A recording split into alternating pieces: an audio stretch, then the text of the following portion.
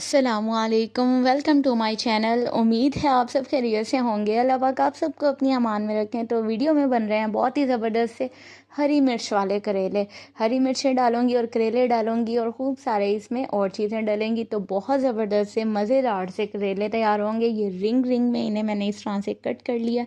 मिर्चें ले ली हैं मैंने तकरीबन 8 से 10, ये मोटे साइज़ वाली जो मिर्चें होती हैं वो वाली ली हैं।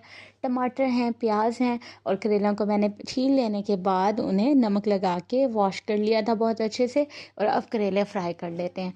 आप इस तरह से रिंग वाले करेले बना के देखें, ये बहुत ज़बरदस्त बनते हैं और इनका टेस्ट तो वैसा ही है जैसे करेलों का होता है, लेकिन एक थोड़ा सा चेंज आ जाता है। वो बच्चों को भी पसंद आता है, बड़ों को भी पसंद आता है। तो आप इस तरह से ट्राई करके देखें।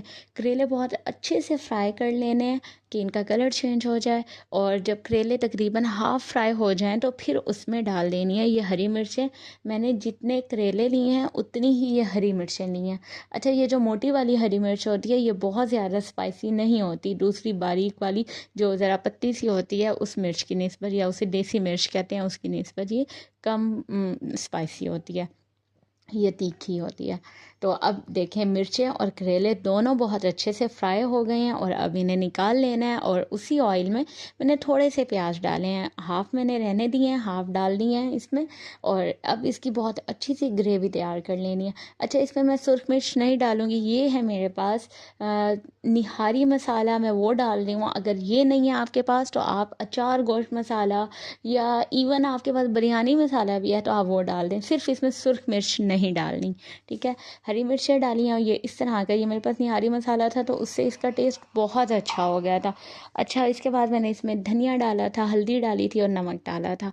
और फिर जी मसाले अच्छे से भून लेने के बाद मैंने इसमें डाल दिए टमाटर और हरी मिर्चें और निहारी मसाला और हल्दी और धनिया के साथ ये बनेंगे करेले बहुत ज़बरदस्त से। सुरख मिर्च नहीं डालेगी, उसकी ज़रूरत ही नहीं पड़ेगी, ठीक है।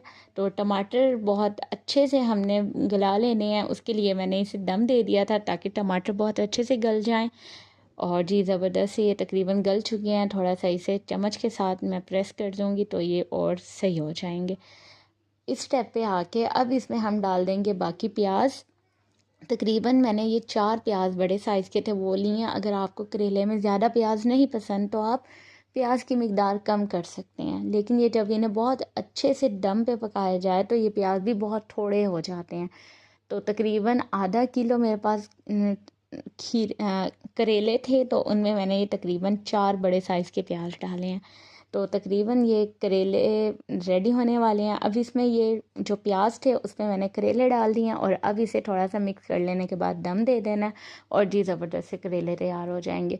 उम्मीद है आपको मेरी ये वीडियो पसंद आई होगी। वीडियो पसंद आई है और चैनल पे न्यू है तो चैनल को ज़रूर सब्सक्राइब कर दें, बेल आइकन प्रेस करते हैं ताकि आने वाली मेरी तमाम वीडियोस का आपको नोटिफिकेशन मिलता रहे। मेरे चैनल को इसी तरह से देखते रहें, सपोर्ट करते रहें। वीडियो देखने का शुक्रिया। Thank you so much. अल्लाह हाफिज़।